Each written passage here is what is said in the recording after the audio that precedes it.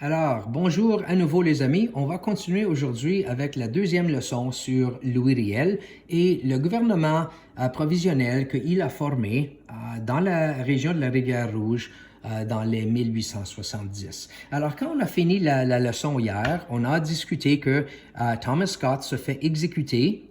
Le gouvernement de John A. Macdonald voit ça comme un meurtre, pas nécessaire parce qu'ils ne reconnaissent pas vraiment le gouvernement provisoire. The John A. Macdonald government sees this as a murder because they do not recognize the Louis Riel's provisional government. So he runs away, il se sauve et il s'enfuit aux États-Unis. Mais là, on va avancer 14 ans. On se retrouve maintenant au mois de juillet 1884. Ici, on voit que les Métis ont retrouvé Louis Riel aux États-Unis et ils lui ont demandé de revenir au Canada et de devenir à nouveau leur chef. D'accord? À ce point-ci, Louis Riel croit que le gouvernement du Canada a peut-être, ils ne sont plus aussi fâchés avec lui. D'accord? Il pense que ça fait 14 ans depuis le meurtre de Thomas Scott. Il sait que c'est pas lui qui a décidé d'exécuter cette personne. C'est pas lui qui a tiré le fusil pour finir la vie de Thomas Scott. Et parce que ça fait 14 ans, il pense qu'il peut revenir. D'accord? Les Métis lui ont demandé de revenir pour devenir à nouveau leur chef. Et c'est ce qu'il a fait. En 1885, ici, Louis Riel a été accusé de haute trahison envers le gouvernement canadien et a été arrêté.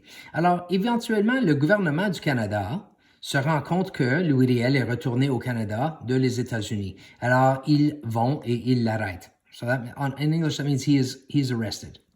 Il a plaidé non coupable, so he pleads not guilty. Et ici, la trahison, treason, ça a à faire avec les actions qu'il a prises et spécifiquement comment son gouvernement a exécuté une personne canadienne, Thomas Scott. À la fin de son procès, at the end of his trial, un procès c'est trial en anglais, Louis Riel a été reconnu coupable, so he is found guilty. Et finalement, le gouvernement du Canada a décidé de faire, c'est qu'ils ont décidé de le pendre le 18 novembre 1885. Il avait 41 ans. He was only 41. Ils l'ont pendu. That means that they hung him. D'accord? On écrit sur lui ceci. C'est ainsi que vécut et mourut un homme que nous reconnaissons aujourd'hui comme le fondateur du Manitoba, défendeur des droits des Métis et des Canadiens français. Et ça ici, c'est tiré le Centre du patrimoine, gardien du patrimoine francophone et Métis dans l'ouest du Canada. Alors, au moins, on peut reconnaître vraiment que c'est à cause de sa vie et de sa mort qu'on voit vraiment la création du Manitoba. D'accord? Il y a beaucoup de personnes au Canada il y a toujours un débat avec ça ici. Et il y a du monde qui se pose la question, est-ce que Louis Riel était un traître, un traitor, ou un héros, un hero? Parce que au Manitoba, il est vraiment vu comme un héros, spécialement pour les Métis. Les protestants anglais qui vivaient à l'est du Canada à l'époque le voient plutôt comme un traître, parce qu'il voit que ce qu'il a fait, c'est qu'il n'a pas obéi le gouvernement du Canada, qui en réalité appartenait au territoire où il se retrouvait. Ça faisait partie du gouvernement du Canada et d'une façon ou d'une autre, le gouvernement anglais en Angleterre. Je pense que le vrai problème ici, les amis, c'est que quand les arpenteurs sont arrivés du Canada pour commencer à diviser la région de la Rivière-Rouge, c'est le fait qu'ils n'ont pas discuté avec les Métis qu'est-ce qu'ils voulaient faire. Si ça avait été peut-être approché différemment, le résultat aurait été différent. So to make sure you understand what I just said, what happens, I think, in this case is that when the Canadian government under Macdonald decided to take over the Red River settlement, they sent in the surveyors without speaking to the Métis that lived in the area. And that, I think, was the big problem right there.